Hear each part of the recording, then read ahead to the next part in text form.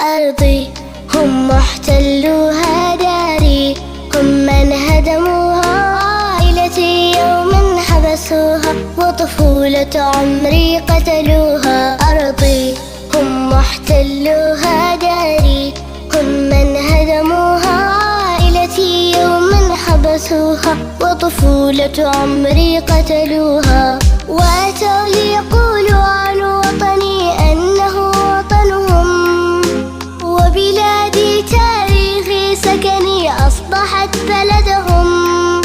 وأتوا ليقولوا عن وطني أنه وطنهم، وبلادي تاريخي سكني أصبحت بلدهم. والقدس هل يعقل يا ناس تمسي ملك المحتلين؟ هل هي عاصمة الأنجاز